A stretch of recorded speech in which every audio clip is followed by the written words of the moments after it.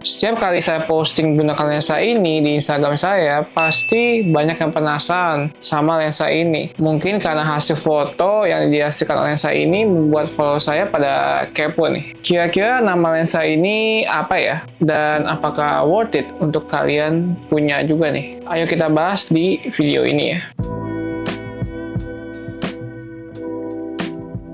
Oke, saya mau tahu dulu lensa sebelah sini.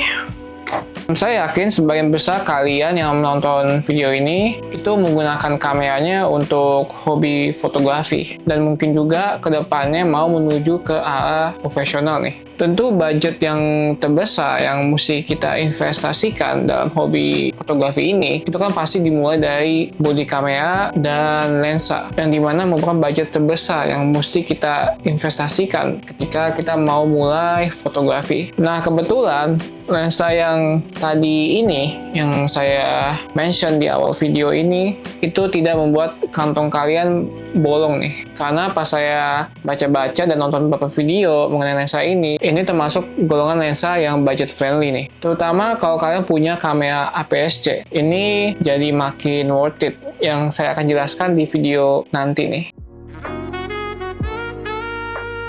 Oke, mungkin dari tadi kalian sudah penasaran ini lensanya namanya apa ya. Ini ada lensa dari Viltrox 20mm f2.8 dan ini merupakan lensa full frame alias FE kalau disebut dalam lensa full frame Sony ya. Mungkin kalian tanya, kok pakai lensa full frame di body APS-C bang? Kenapa tidak lensa APS-C saja? Oke, salah satu alasan saya beli lensa ini pada waktu itu adalah ya karena saya ingin punya focal length di 35mm. Karena saya percaya dan nonton beberapa video YouTube dari luar bilang bahwa 35mm itu lensa yang sangat bagus buat dipakai untuk kebutuhan street photography yang merupakan fokus genre foto saya. Nah, kemarin ketika saya searching di e-commerce, itu saya menemukan dua potensi lensa yang saya masukin ke dalam wishlist saya gitu. Yaitu ada lensa ini, Viltrox 20mm, dan ada Sigma 24mm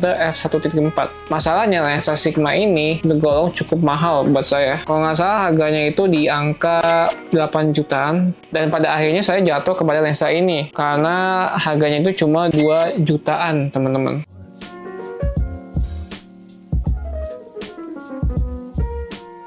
Nah, pertanyaan paling penting justru apakah lensa ini worth it untuk kalian punya? Ya, kalau dari sisi saya ya, saya melihatnya lensa ini sangat cocok buat dipakai foto street dan juga buat syuting video ini sangat dapat wide-nya yang saya butuhkan gitu. Ya, secara keseluruhan lensa ini sudah cukup lah buat kebutuhan saya, yaitu berkonten ataupun buat foto. Nah, karena lensa ini adalah lensa third party, yaitu lensa yang bukan merek Sony, berarti kan kalian meragukan juga nih autofokusnya gimana kan? Ya, terkadang saya pakai lensa ini cukup akurat foto fokusnya, apalagi untuk video dia itu masih lengket ya menurut saya. Untuk video saya pernah gunain buat Reels, YouTube. Dua video sebelum ini saya menggunakan lensa ini sebagai talking head seperti ini. Nah, masalahnya yang saya sering temukan itu ketika saya foto, terutama kalau kita pakai jenis autofocus yang wide ya, yang lebar, atau tidak pakai yang jenis autofocus yang titik itu loh. Nah, justru lensa ini kadang ya ini suka misfokus gitu. Dalam kondisi yang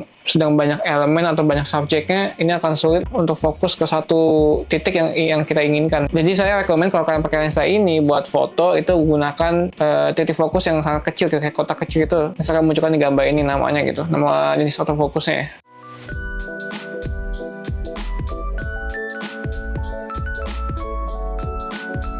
Dari segi build quality, lensa ini ya nggak bisa dilihat banyak ya. Plastik tentunya, semuanya, footnya, bodinya pun bisa dengar nih suaranya. Tapi untungnya mountnya besi ya, bukan plastik. Itu yang saya suka. Dan ada USB Type-C-nya juga. Jadi kalau misalnya ke depan ada update, itu lebih gampang gitu. Nah, untuk hasil fotonya gimana bang dengan lensa ini? Sejauh ini saya melihatnya sih cukup normal ya, kalau di mata saya gitu. Cukup tajam, dan untuk foto justru bagus juga, masih tajam ya. Tapi ya saya baca juga ini lensa dipakai full frame itu akan muncul chromatic aberration kalau nggak salah. Tapi kalau saya pakai APS-C sih sejauh ini masih aman aja ya kalau menurut saya. Masih oke lah, nggak terlalu jelek dan nggak terlalu bagus juga gitu. Kalian bisa lihat sendiri hasil fotonya berikut ini nih.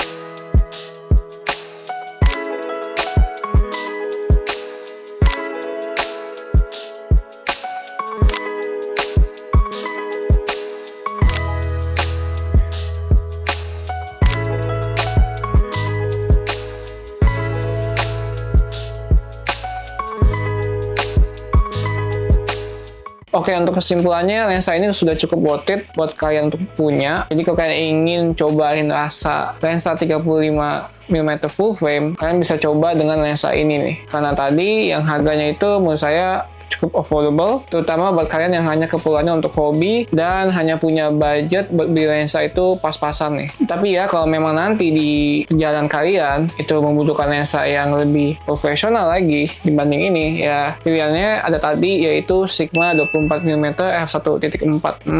Mungkin kalau saya punya rezeki, saya akan beli lensa itu sebagai pengganti lensa ini. Tapi untuk saat ini saya cukup sih dengan lensa ini aja gitu. Oke, kurang lebih begitu saja dari saya ya teman-teman mengenai lensa Viltrox 20mm ini. Kalau kalian punya pengalaman atau sudah punya lensa ini, coba komen di bawah pengalaman kalian seperti apa gitu menggunakan lensa ini gitu. Dan misalkan kalian ada pertanyaan juga, boleh juga komen di bawah ya. Dan mumpung kalian sudah ke bawah, jangan lupa juga untuk subscribe dan like video ini supaya kalian tidak ketinggalan dengan konten berikutnya nih. Sampai ketemu di video selanjutnya ya.